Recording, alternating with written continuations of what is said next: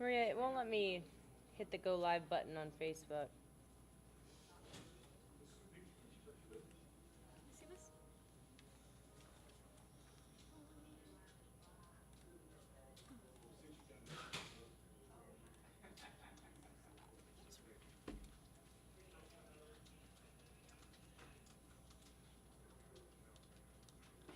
Good morning. Let me make sure we are up. We are good. We are up.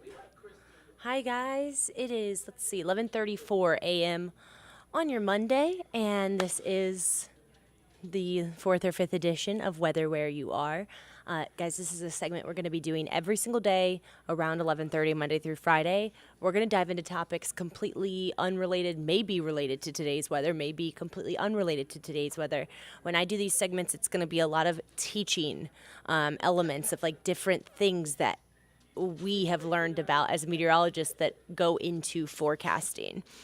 Today's lesson is about the jet stream, which is extremely important when it comes to weather. Jet stream is winds at like 30,000 feet of the atmosphere, and the jet stream impacts all weather.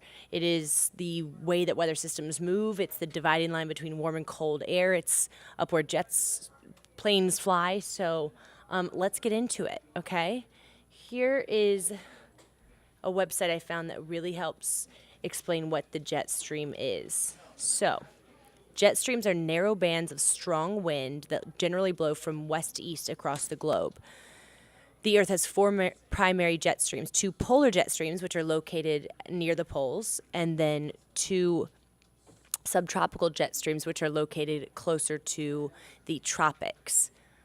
Jet streams form pretty much when cold and warm air masses collide, and this jet stream, guys, is way, way far up in the atmosphere. It's at like 30,000 feet in the atmosphere. It's caused by the tilting of the Earth, by the seasons, all of that. The difference in heat plays a huge role in the jet stream. So basically, the sun doesn't heat the whole Earth evenly.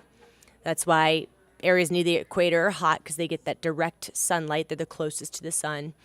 And when Earth's warmer air masses meet cooler air masses, their warmer air rises up, and this momentum creates wind. The jet stream is the type of wind that occurs high in the atmosphere, okay? Jet streams basically are where planes fly, guys. So if you take a flight from LA to Atlanta, it's only going to be like a 3-hour, 45-minute flight, because the jet stream is pushing the plane. Opposite travel from Atlanta to LA, you are going against the jet stream. So it'll take up to 45 minutes longer because you're going against that wind speed. So it does affect air travel. It affects the time. Going to Europe is going to be a lot faster than coming home from Europe because you're going against the jet stream. Pretty incredible. It also, once again, affects all weather. So zooming down here, they typically move storms and other weather systems from west to east. You guys know here in America, all weather generally moves west to east. That's because of the jet stream. And it's basically, the jet stream is the dividing line between warm and cold air, okay? So like a couple weeks ago, when the jet stream was really far to the south, we had a lot of cold air. Now it's retreated up to the north. So I want to show you this and give you some kind of like a real day perspective. Here's a look at the current temperatures, high temperatures for today, guys. Based on this map, you can tell exactly where the jet stream is, right? The jet stream, the divided line is kind of from El Paso to Wichita. North of the jet stream is Denver, Sioux Falls, Minneapolis, areas that are colder, right? And I want to show you that here. This is the COD meteorology page, which you will see me use a lot. This is one of our models, the GFS model. So I'm going to this and I'm showing you 250 millibars that it is the jet stream, so it's really far up in the atmosphere. You can see underlaid underneath here is the United States.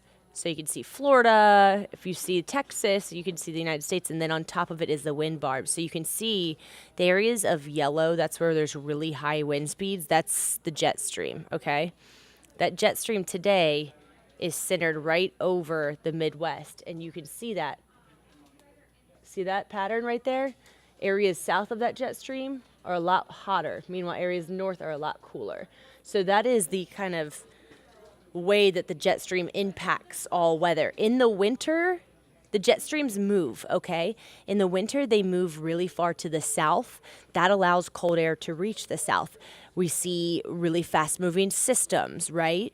We see pretty organized weather systems move through. Meanwhile, in the summer, that jet stream retreats north. So then the cooler air is trapped to the north. That's the reason that we see these kind of stagnant, really humid air masses that do not get pushed out, because there is no jet stream to push them out.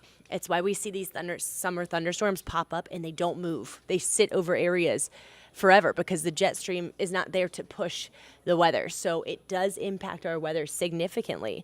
Now that we're entering into the summer months, that jet stream is going to move north, which means we will see stagnant heat and humidity.